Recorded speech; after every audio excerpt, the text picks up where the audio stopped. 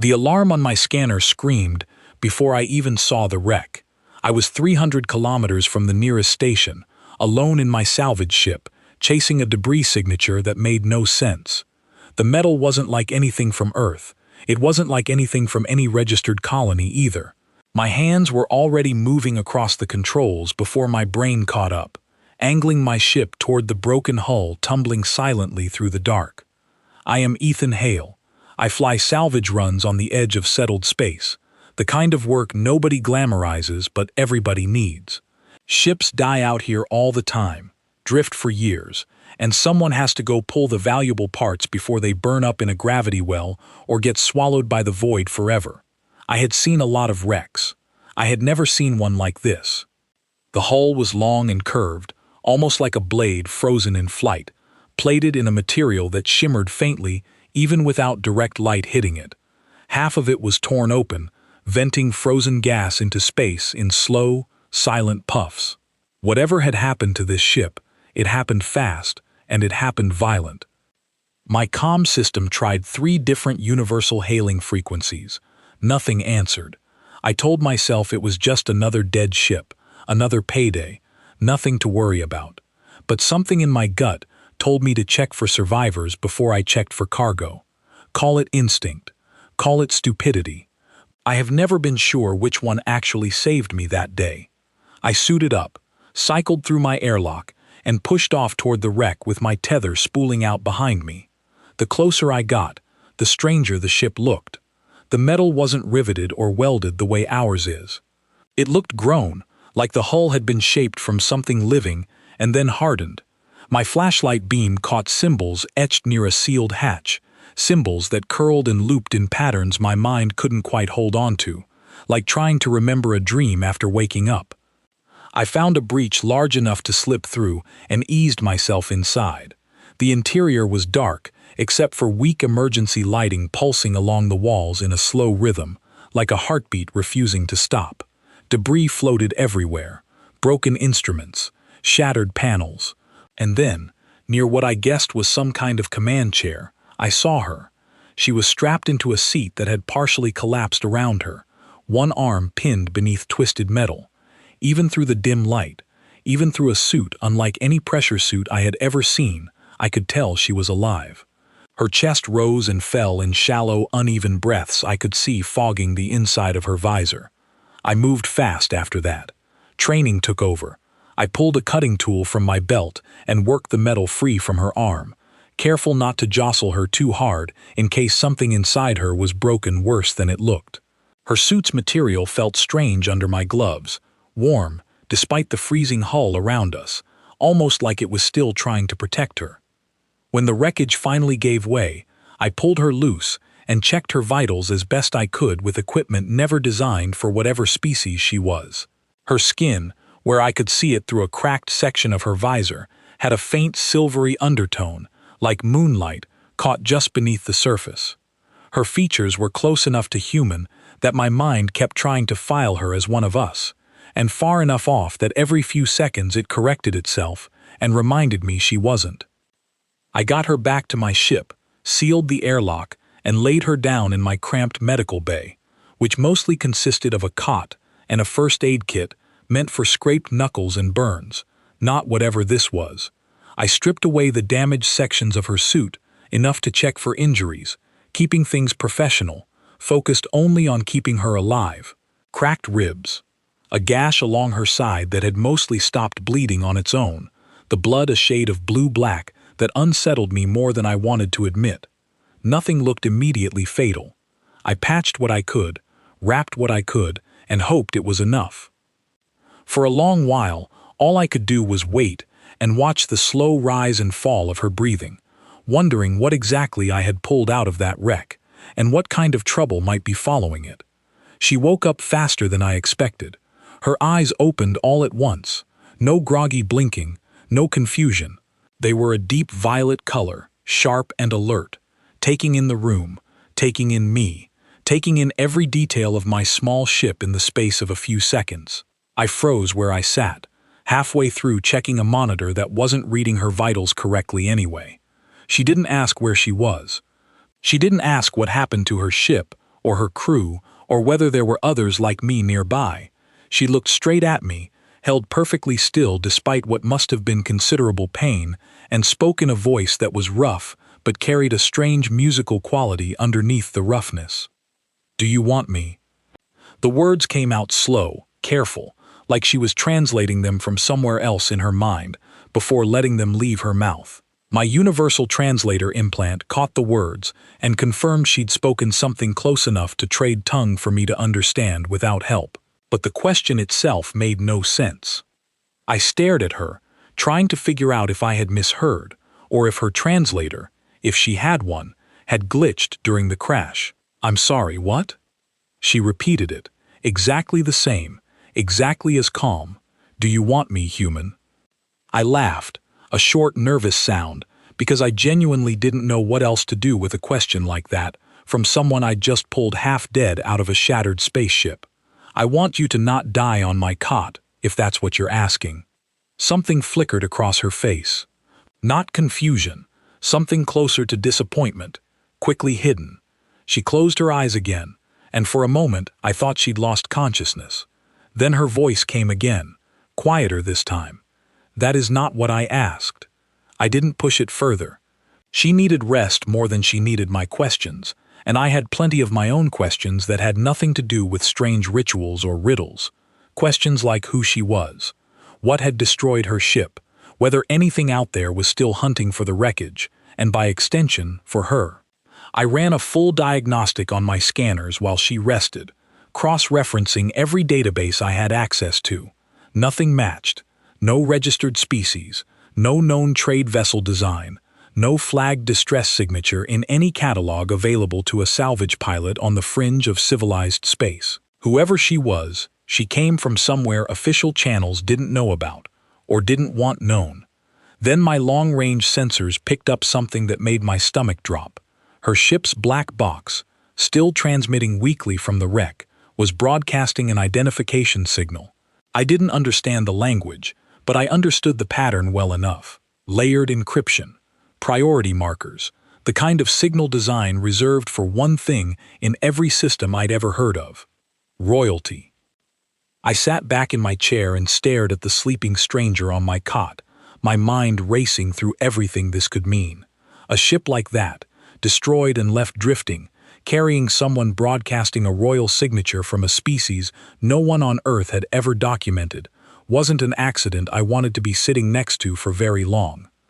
I sent a compressed, encrypted burst to the nearest listening post, flagging the wreck's coordinates and a brief, careful description of what I'd found. I didn't mention her question. I didn't know how to explain it in a way that wouldn't sound insane, and honestly, I still wasn't sure I understood it myself. Hours passed. She slept in fits, waking occasionally to drink water I offered her, watching me with those sharp violet eyes every time I moved around the cabin, like she was studying me as much as I was studying her. I noticed the shape of her ears, subtly pointed, the fine texture of her hair, more like woven silver thread than anything I'd call hair.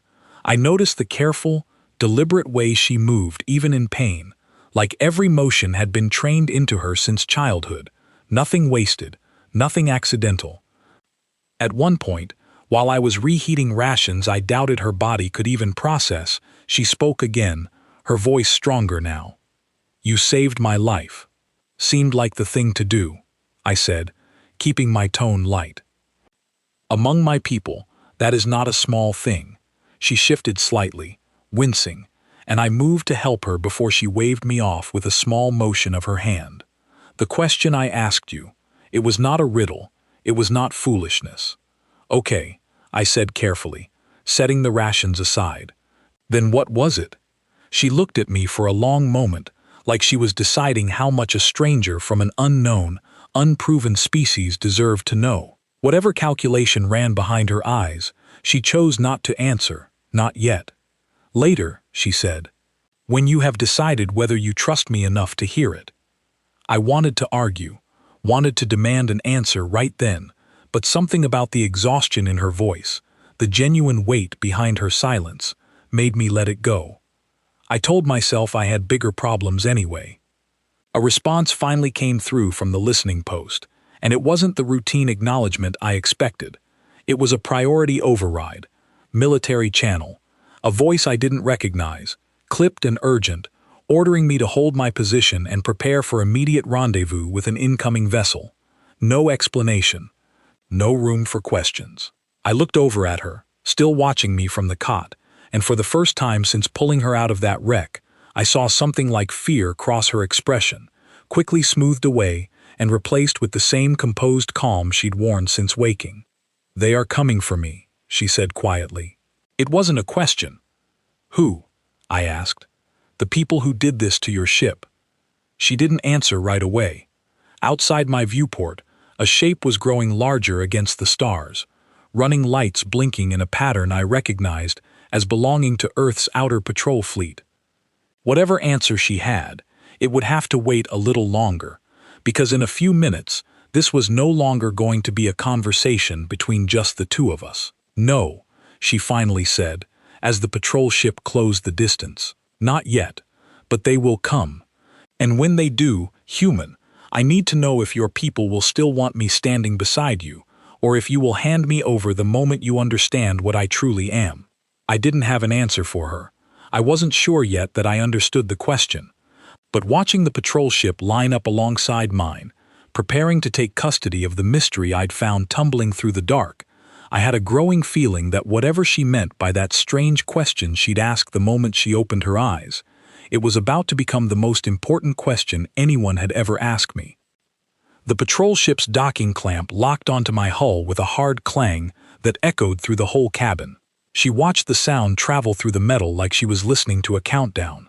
I stood between her and the airlock without quite deciding to, some instinct putting my body there before my mind caught up. "Whatever happens," I told her, "nobody's handing you over to anyone until we know what's actually going on." She looked at me with an expression I couldn't fully read, somewhere between gratitude and disbelief, as if my words meant more to her than I understood. The airlock cycled open, and 3 armored figures stepped through, weapons lowered but ready, eyes immediately locking onto the stranger sitting on my cot. Whatever came next, I had a feeling my quiet, uneventful life as a salvage pilot was already over.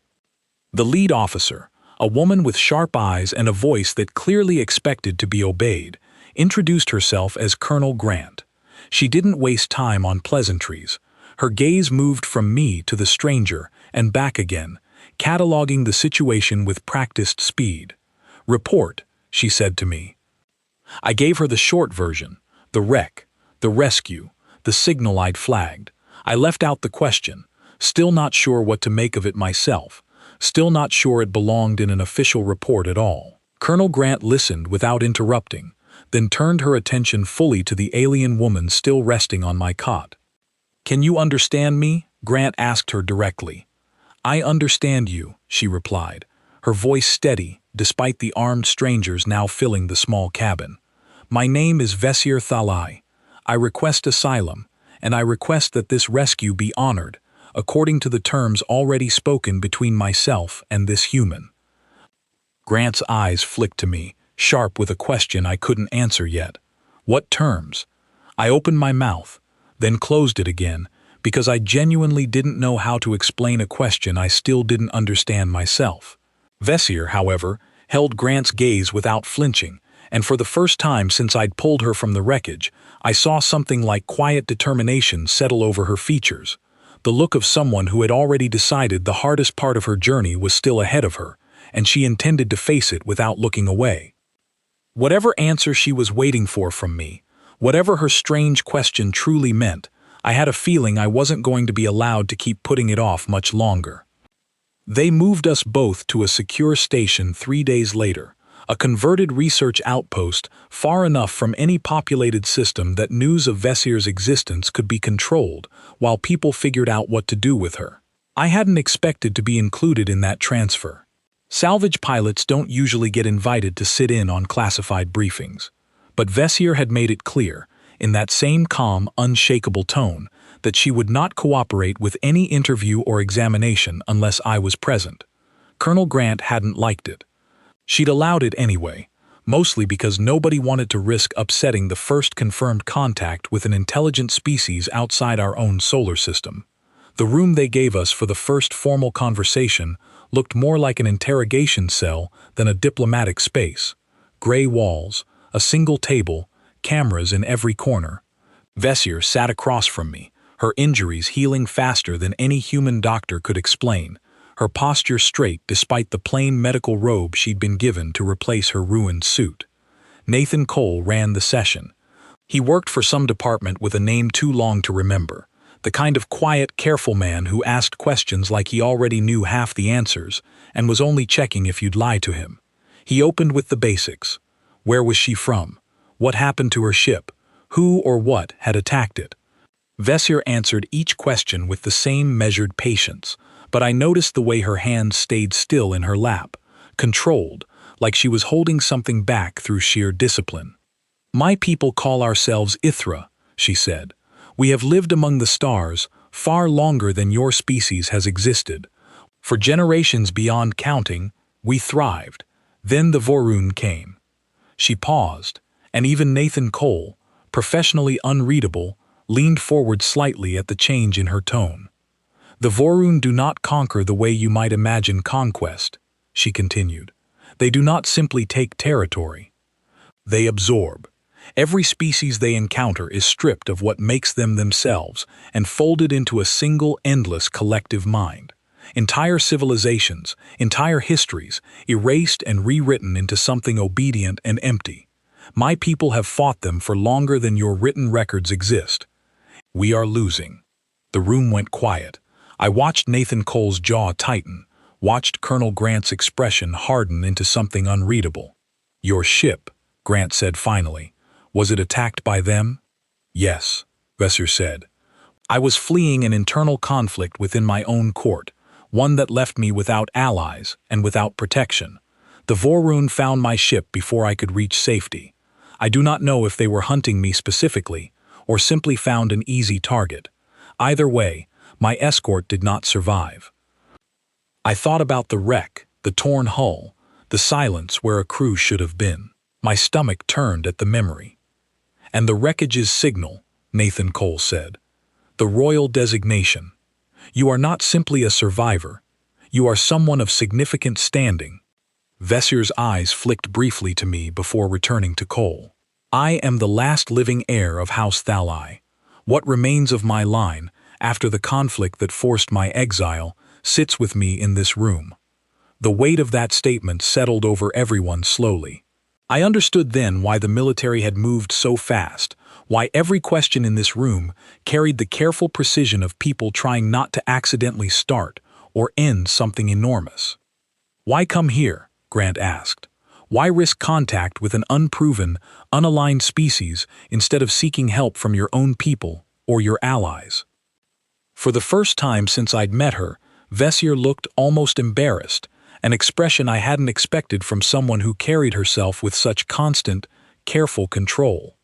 "I did not choose to come here," she admitted. "My ship's course was set before the attack, aimed toward a system my advisors believed might offer refuge. Your system was simply where the wreckage ended up drifting after the engines failed. I did not choose humanity. Fate did." "But you asked him something," Grant said, nodding toward me, "the moment you woke up. Something about wanting you. Care to explain that to the rest of us?" I felt every eye in the room shift toward me, and I realized this was the moment Vessier had been waiting for, the moment she'd promised to explain once she decided I'd earned the answer. She turned to me instead of Grant, her violet eyes steady, and spoke like the two of us were the only people in the room. "Among my people, when someone is saved from near death by another, tradition demands a question be asked of the one who saved them. It is not a small custom. It is not sentiment. It is law, older than any treaty my house has ever signed." "What kind of law?" I asked, my voice quieter than I intended. "A binding," she said. "When I ask if you want me, I am not asking about affection or desire or anything so simple. I am asking if you accept the responsibility of what saving me means. If you accept, our fates become tied together, formally, permanently, before witnesses, and before whatever powers either of our peoples still believe in. My cause becomes something you carry. My enemies become something you must consider your own, and in exchange, my line, what remains of it, owes you and your people a debt that outlasts either of our lifetimes.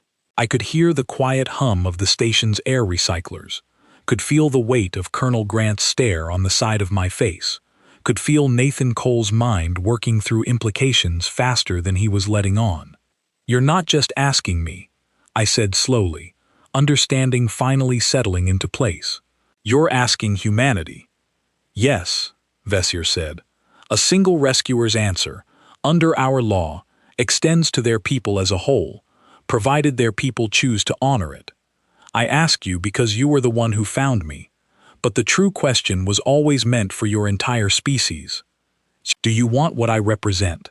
Not a princess, not a survivor, a war that has already claimed more worlds than your species has explored, an enemy that does not negotiate, does not tire, and does not stop."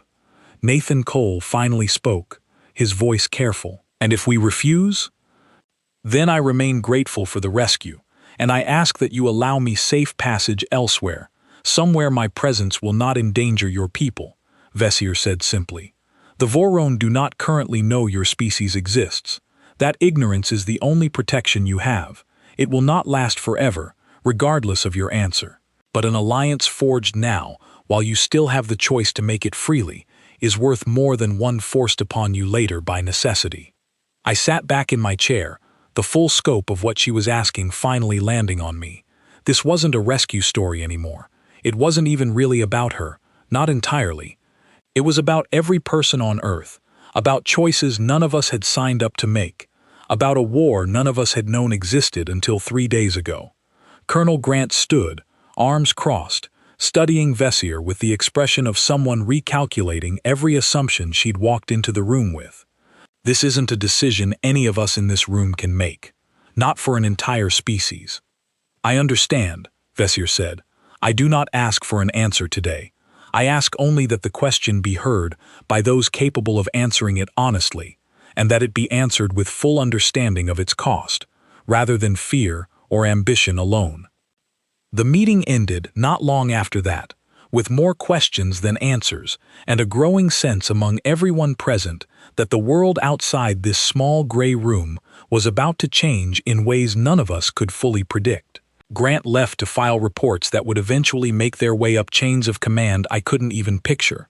Nathan Cole stayed behind, quietly reviewing recordings of the conversation, his expression unreadable. I stayed with Vessier, mostly because nobody had told me not to, and partly because I still felt some strange, stubborn responsibility toward her, the same instinct that had made me check her wreck for survivors before checking it for parts. "You could have told me all that back on my ship," I said once we were alone. "Would have saved everyone a lot of confusion." "You were not ready to hear it then," she said. "You barely trusted your own instincts to save a stranger. I did not think you were prepared to carry the weight of an entire species war on your shoulders in the same breath. And now?" She studied me for a long moment, that same careful, evaluating look she'd given me back on my ship, except now it felt different, less like judgment and more like genuine curiosity. "Now I think you are exactly the kind of human who does not run from difficult things," she said. "Whether that makes you brave or simply reckless, I have not yet decided." I laughed despite myself, and for the first time since pulling her broken body out of that wreckage, I saw something close to a real smile cross her face, small and brief, but real. Over the following days, the station buzzed with quiet, controlled tension as reports moved upward through whatever chain of command decides how an entire planet responds to the sudden, undeniable proof that it is not alone in the universe. I wasn't part of those higher conversations, not officially, but Vessier made sure I stayed close, insisting that any formal communication involving her include the human who first found her. Whether out of genuine trust or simple strategy, I still wasn't entirely sure.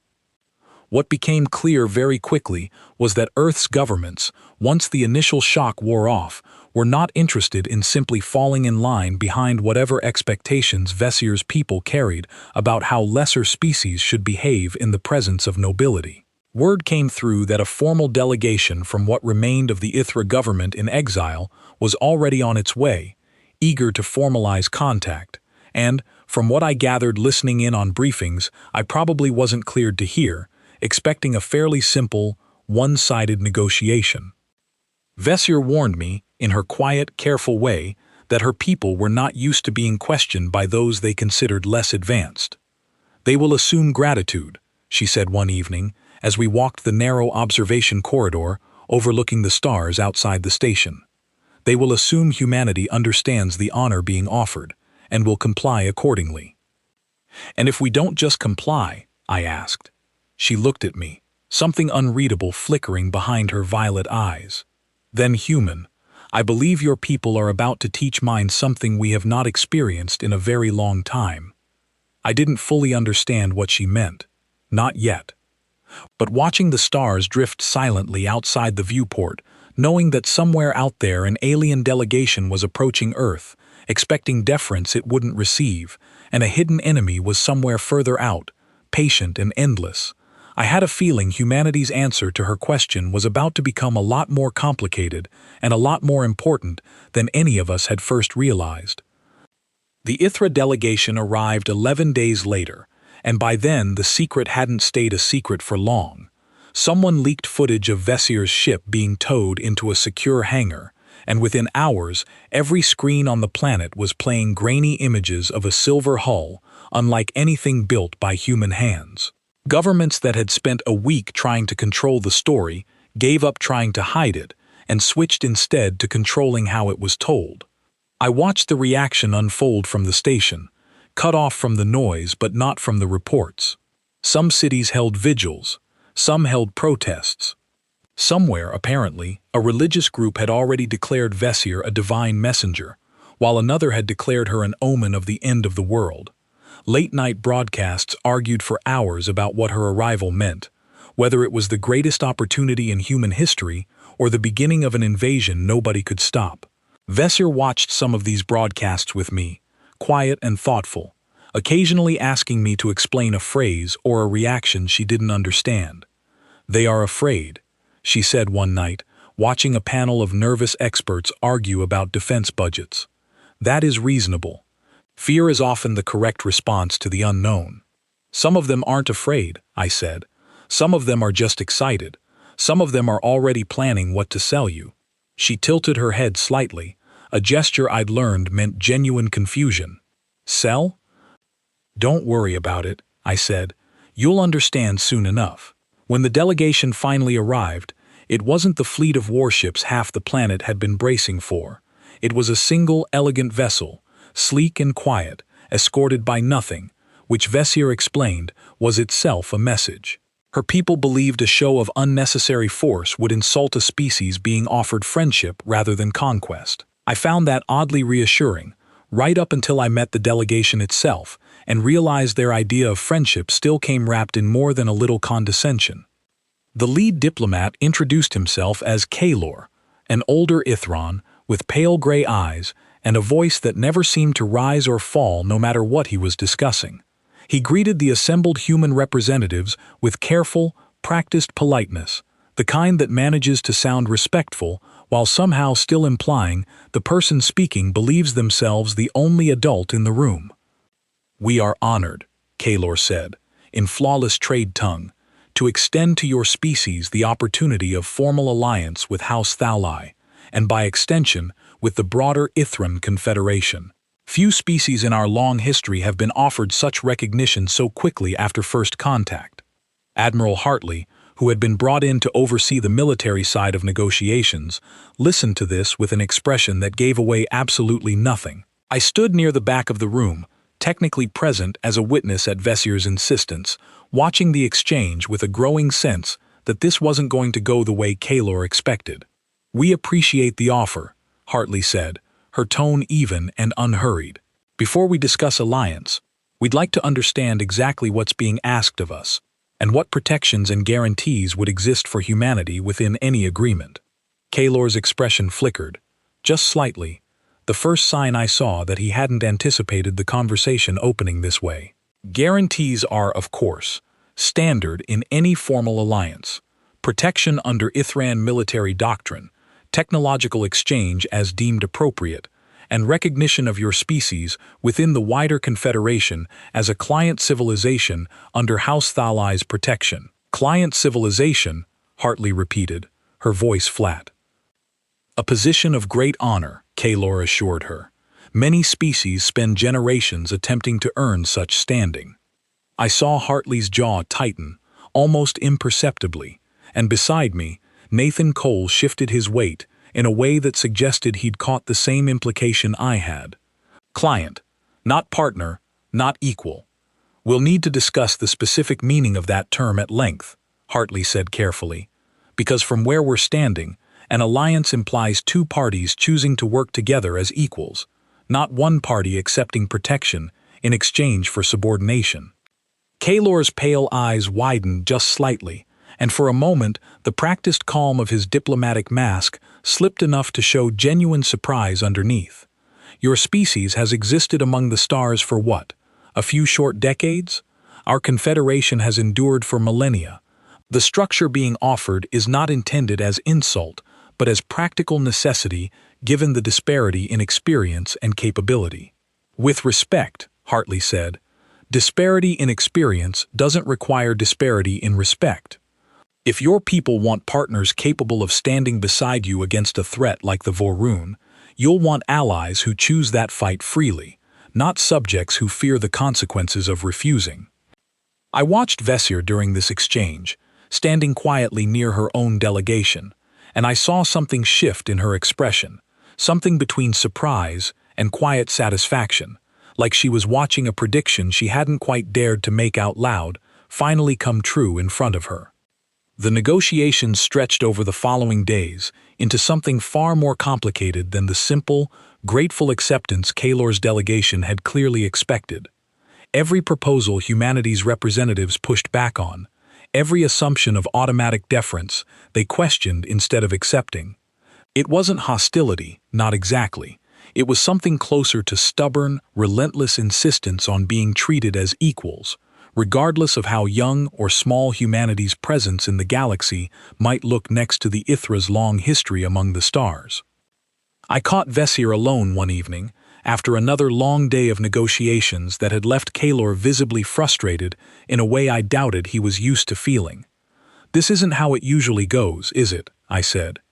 "No," she admitted, something almost like amusement in her voice. "Most species we have encountered accept the terms offered without significant challenge, grateful simply to survive contact with a civilization so far beyond their own development. Your people are different. Is that a problem?" "No," she said, more firmly this time. "It is not a problem. It is, I believe, exactly what my people need, whether they realize it yet or not. A confederation built entirely on species who accept subordination without question has grown comfortable, complacent. The Vorun exploit that complacency more than any weakness of arms. Your species does not know how to be complacent. I do not think it is in your nature." I thought about that for a long moment, watching the stars outside the observation window, thinking about everything I'd seen over the past weeks, the fear and the fascination, and the stubborn refusal of my own species to simply accept whatever terms were handed to us without a fight. "You asked me that question because you wanted to know if we'd fight for ourselves," I said slowly, understanding settling into place. "Not just for you." Vessier turned to look at me fully, her violet eyes steady and thoughtful. "I asked you that question because I was dying, and some part of me needed to believe that whoever found me might be worth trusting with what remained of my house's future. I did not expect to find an entire species worth trusting instead. That is a gift I did not anticipate."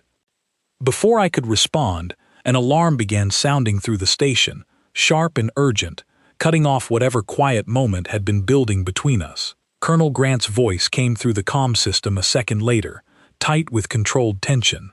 "All personnel to stations. Long-range sensors have detected an unidentified object entering the outer system. It is not responding to any hailing frequency, and its approach vector is direct. Vesier's expression changed instantly, the warmth of a moment ago replaced by something cold and focused, a look I hadn't seen on her before but recognized immediately as fear, held carefully in check by discipline. "Describe the object," she said sharply into the nearest comm terminal, her voice carrying an authority that made even the station's crew pause and listen. There was a brief pause before Grant's voice returned, uncertain. "Small, fast, not matching any known configuration in our databases. Why? Do you recognize it?" Vesier's jaw tightened, and when she spoke again, her voice was quiet, steady, and utterly certain. "Yes," she said, "I recognize it.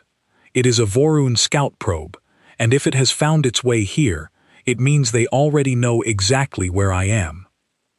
The station fell into organized chaos around us, crews scrambling to their posts, alarms continuing their steady, insistent warning, and for the first time since I'd pulled her broken body out of a wreck, drifting silently through the dark, I saw genuine fear settle into Vesier's expression, not for herself, but for the small, stubborn, fearless species that had just chosen, without fully realizing it yet, to stand beside her no matter what came next.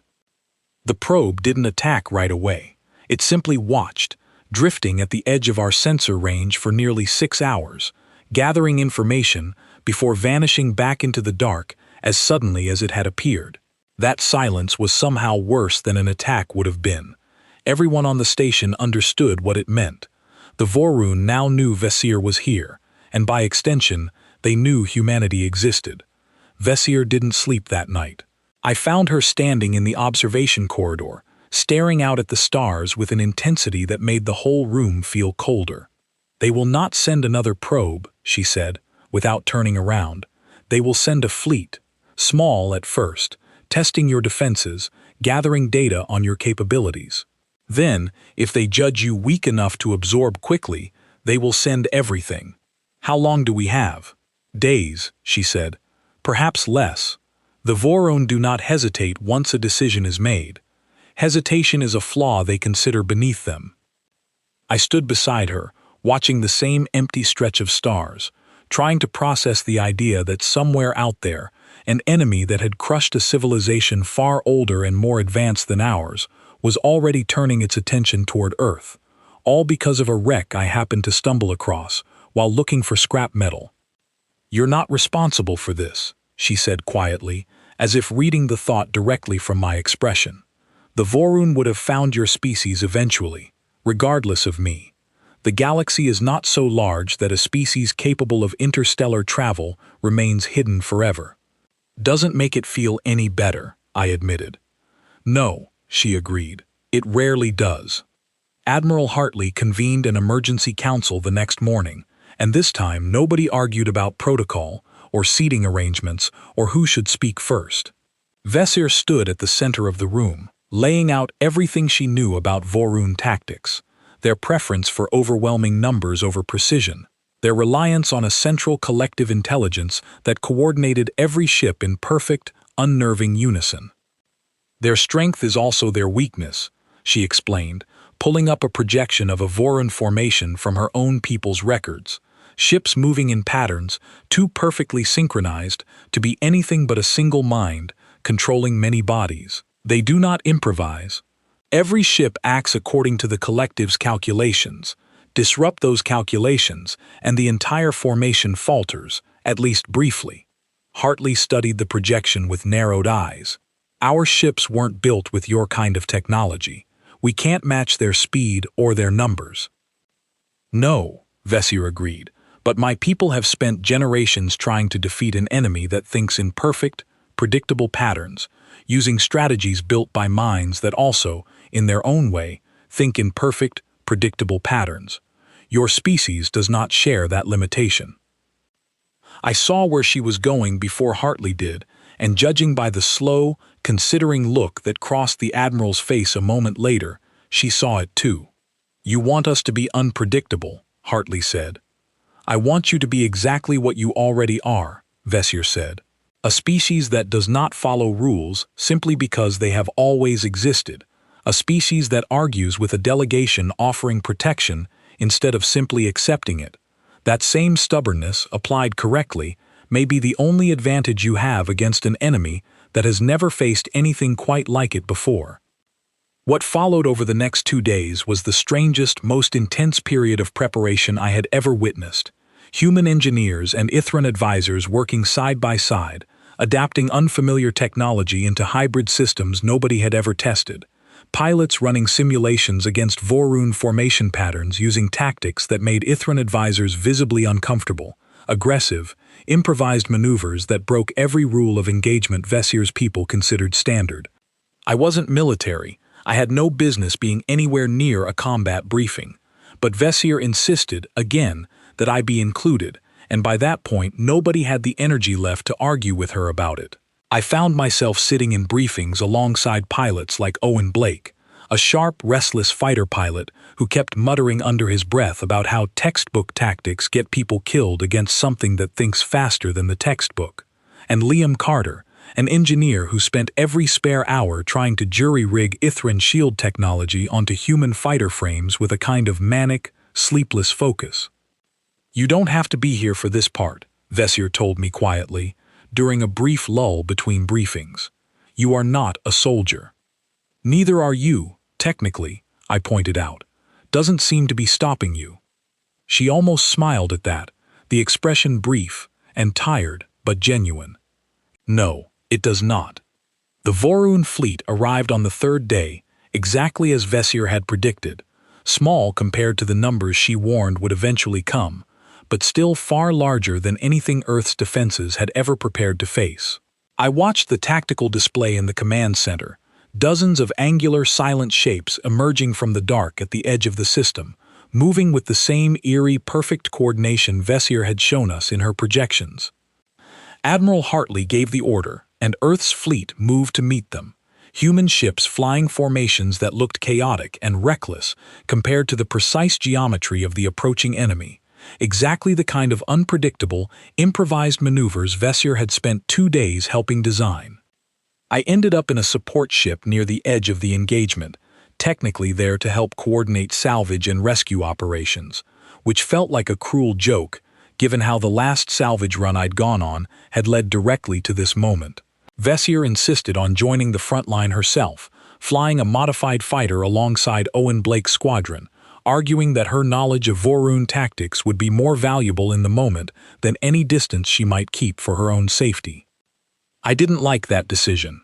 I told her so, more than once, in increasingly frustrated tones during the hours before the battle began. She listened patiently each time and made the same decision anyway. "If my people are going to trust yours with this fight," she told me, the last time I raised the argument, "then I will not sit safely behind the lines while they bleed for a cause I brought to their door. That is not the kind of leader I intend to be." The battle itself unfolded faster and messier than any simulation had predicted.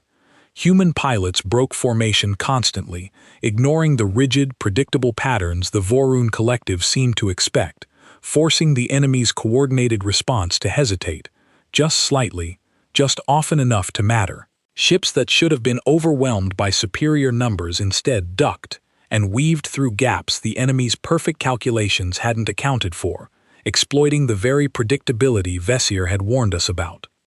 I watched the tactical display with my heart in my throat, tracking Vesir's fighter as it wove through the chaos alongside Owen Blake's squadron, taking risks that made my stomach twist every time her ship dipped dangerously close to enemy fire. Comm chatter filled the air, sharp and urgent. Pilots calling out warnings and adjustments in real time, the kind of loose human improvisation that Vesir had promised would confuse an enemy built entirely around perfect coordination. It worked, for a while. The Vorun formation faltered under the unpredictable pressure, ships colliding awkwardly as their collective calculations struggled to adjust fast enough to the chaos human pilots kept throwing at them. But the enemy learned, slowly, painfully, adapting their coordination in ways that started closing the gaps human pilots had been exploiting. Then Owen Blake's squadron took a hit that scattered them, and in the chaos, I watched Vesir's fighter get cut off from the rest of the formation. 3 Vorun ships converging on her position with the same terrifying, silent precision I'd seen in every projection she'd shown us. "Fall back." Admiral Hartley's voice came through the comm, sharp and urgent. "All units disengage and regroup. That's an order." I heard Vesier's voice come through a moment later, strained but steady. "I can hold this position long enough for the others to regroup safely. Continue the withdrawal." That was not something I was willing to sit and listen to happen from a support ship parked safely at the edge of the battle. I don't fully remember deciding to move, only the feeling of my hands already pushing my ship's throttle forward, ignoring every protocol I technically had no business ignoring, cutting across the battlefield toward the isolated cluster of ships closing in on her position. "Ethan, what are you doing?" Grant's voice snapped through the comm, somewhere between alarm and disbelief. "What she'd do for any one of us," I said, and didn't wait for a response. I wasn't a fighter pilot. My ship wasn't built for combat, but it was fast, and it was mine, and I knew every inch of its capabilities, in a way no simulation could teach a stranger. I threaded through the chaos of the battlefield, drawing enemy attention just long enough, just enough of a distraction, for Vesier's fighter to break free of the closing formation and put distance between herself and the enemy ships now turning their focus toward the reckless salvage pilot, who had no business being anywhere near this fight. "Ethan, get out of there." Vesier's voice came through sharp and furious, fear cutting through her usual composure for the first time since I'd met her. "This is not your fight to risk yourself in." "Pretty sure you made it my fight the second you asked me that question," I shot back, weaving hard as fire streaked past my hull close enough to rattle the whole ship.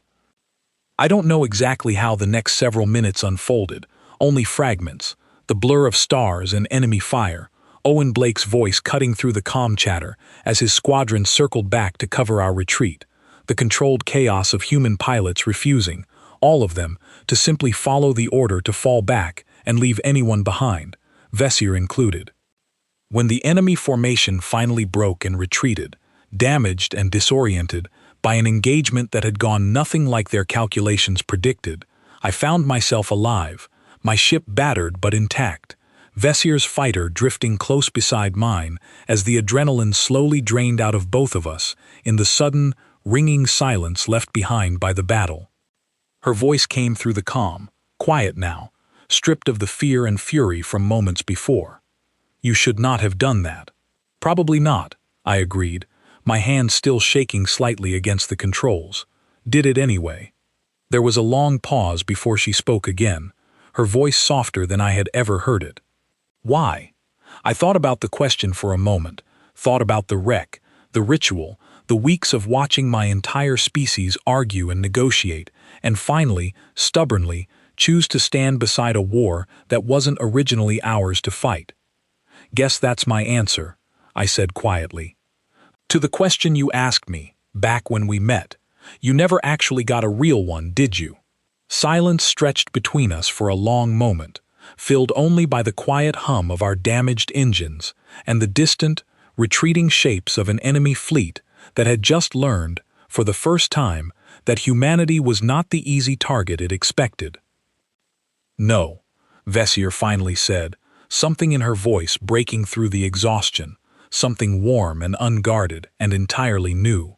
"I suppose I did not." The Vorun did not return immediately after their retreat, but nobody on the station mistook that silence for safety. Vesier made it clear, in the days that followed the battle, that a scattered scouting force pulling back was not a victory in any sense her people would recognize, only a delay, a chance to prepare for whatever came next. Still, for the first time since the probe had appeared at the edge of our system, there was something in the air that felt, cautiously, like hope. The cost of that first engagement settled in slowly over the following week. 2 pilots from Owen Blake's squadron didn't make it back. A support vessel near the outer perimeter had been lost entirely, its crew evacuated just in time by a rescue team that arrived with barely a minute to spare. I attended a memorial service held in the station's largest hall, standing beside Vesier as names were read aloud, human names spoken alongside a brief, formal acknowledgement from the Ithran delegation, the first time in recorded history, Kaylor admitted quietly afterward, that his people had ever honored human dead with the same ceremonial weight given to their own. "It should not have taken losses for that respect to be offered," Vessier said to me later, watching the hall empty out around us. "But I am glad, at least, that it was offered at all." I didn't have much to say to that.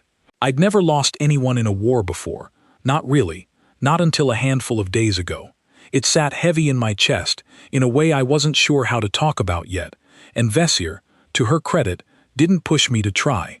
The negotiations that resumed in the aftermath of the battle looked nothing like the ones that had come before.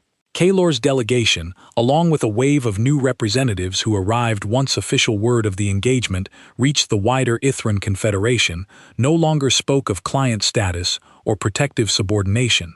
The conversation had shifted, quietly but unmistakably, into something closer to what Admiral Hartley had insisted on from the very first meeting: partnership, equal standing, terms negotiated between two parties who had both now bled for the same cause, rather than one side granting protection to the other out of pity or convenience.